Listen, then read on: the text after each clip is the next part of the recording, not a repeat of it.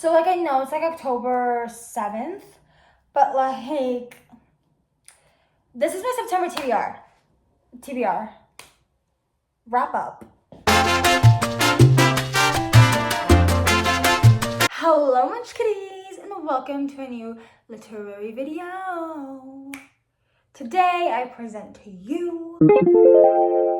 So yeah, let's talk about all the books I read in September, and by all the books, I mean 3 books that I read this month, because I can't read 30 books per month. I wish I could, because that way I could read so many books in a year. I'm a really slow reader, and that is why if you love reading as a hobby and you enjoy it as much as I enjoy it, and as much as anybody on booktok, bookstagram, and booktube enjoy it, never let that hobby go, because I did that. And now look at me. Look at this tiny, small bookshelf. I need another one to cover that stain too. We moved to this house and that stain was already there. I have tried everything to get it off. I've tried bleach, I've tried wipies, I've tried everything. Nothing works. So yeah, let's start. First book that I read this month. Sweet Sin by, I don't remember the author because I don't have the book because I didn't read physical. I read on Kindle. But Sweet Sin. Yeah, this book. Wow. Like, okay, so basically this is the prequel to Promises and Pomegranates, which is a retelling of the Hades and Persephone myth. Okay, so like I'm a slut for Greek mythology, but I'm a sluttier slut when it comes to Hades and Persephone because, oh my God, they're my favorite myths. Do not come at me. I know a lot of you are like, oh no, I don't like them. I do.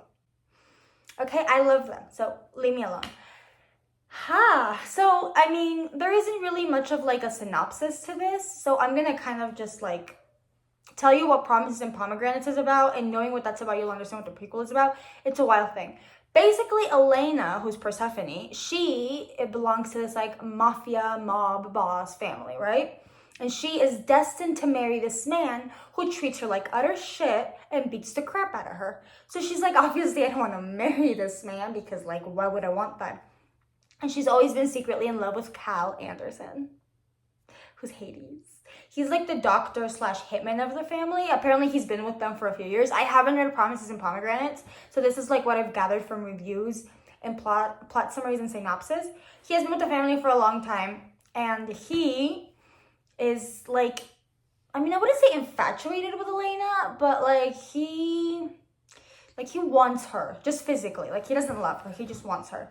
And she's in love with him because he writes poetry and leaves it on her balcony. And so she's like, I love you, right? So on her 18th birthday, she's like, take my virginity. And Cal is like, I'm not taking shit. Because he's like 12 years older than her. She's like, no. He's like, no, I'm not taking anything. Are you out of your mind? I'll get killed. No, please take my virginity. No, I'm not taking anything. So by the time Elena's 20, she has to marry this man who treats her terribly. I don't remember what his name was because he's so forgettable. And Elena's like, I don't want to marry him. I don't want to marry him. And basically, the Sweet Sin starts out with Elena's grandfather's funeral. And she gets into this huge fight with her fiance. And Cal just takes her out of there. And she kind of like seduces him in the car. And so he's like, no, get off of me, right? Go away. In Promises and Pomegranates, she does lose her virginity to Cal. She does. It's not a spoiler. It's what the book is about. She does lose it to him, and we see that night in Sweet Sin. So basically, Sweet Sin is just a smutty, spicy prequel because it's just that night. That night that she and Cal share where she loses her virginity to him because he gets this epiphany where he's like, you know what? I'm sick of this family. I'm going to take what I want. And so and oh my God, that man is, wow. I mean, like, I'm just saying. But anyways, she finally loses her virginity to him, which is what she wanted. And he's like, I'm going to discard her after. But apparently he can't get over her. And the book, Sweet Sin, ends on a cliffhanger, which is where Promise and Pomegranates picks up. So yeah, that's basically it. It's just about Persephone losing her virginity to Hades. I really enjoyed it. I'm not going to lie. I gave it 4 stars. It was pretty fun. It was a pretty fun book. I really enjoyed it. Yeah, I know. I'm a mess. Next book. The Week Before. Yes, this is a FNAF interactive novel. This is technically the first one, even though VIP came out in August, but that's considered book 0. It's a wild thing. I'm a huge FNAF fan. I love FNAF. So this review, I mean, I'm going to review it obviously, but I think it will be like more like effective if you're like a FNAF fan, or at least know like the basic lore of it. So basically Phone Guy, which I think is a character everybody knows, he is very mysterious. He's been very mysterious since the first game came out way back in 2014. And this book finally explains a bit of his backstory and just kind of gives a little bit more like depth to this character, right? So Phone Guy, turns out that he has been working for Fazbear Entertainment for a very long time, and he officially wants to quit. So he has his last week at the job before they hire a new security guard, which is obviously where FNAF 1, the game, takes place. So this is the week before any game at all. Okay, well, not any game at all, because I mean, like it's a thing. It's just the first week before the first game, and so Phone Guy is, you know, his name is Ralph. He has a daughter named Capelia. And that's the sad part of the book, because, I mean, Capelia doesn't have a mom. Her mother is dead, and she only has her father. And we all know Phone Guy dies in night 4, or night 5. I think it's night 4. It's night 4. So it's very sad that this little girl is left alone with no one, because every single time that Ralph faces challenges with these animatronics where he thinks he's gonna die, because he has so many, like, instances where you think he's finally gonna die, but you're like, wait, no, because this is night 3. Like, I still have 2 more nights. It's just this whole thing. And he's always thinking about his daughter. He's like, I have to stay strong for Capelia. I have to be strong for Capelia because Capelia has no one. Capelia needs her father. It's so fucking sad knowing that he's gonna die. Like, there were times where I was reading the book where I was like, please don't die. Even though I know you are. Like, it's so sad. It's very sad. And so it's just his life leading up to, well, it's just that week leading up to his death. And that's pretty much the book. There's a lot of lore that I obviously won't go into because not everybody likes Five Nights at Freddy's. But there's a lot of lore, and I mean, it was very tedious at some parts to read. I mean, I gave it 2 stars. I didn't really enjoy it that much, so yeah, I gave it 2 stars. I'm sorry. I'm really looking forward to Return to the Pit, which comes out December 25th or 24th. I can't wait for that one because, like, Into the Pit is such a game. I love it. Okay, so yeah, that's the week before. Next book, A Good Girl's Guide to Murder. I finally read this. Everybody and their mother read this way back in 2021 when, like, BookTok was inaugurated or something. Everybody loved this book. And I just never read it because, I don't know.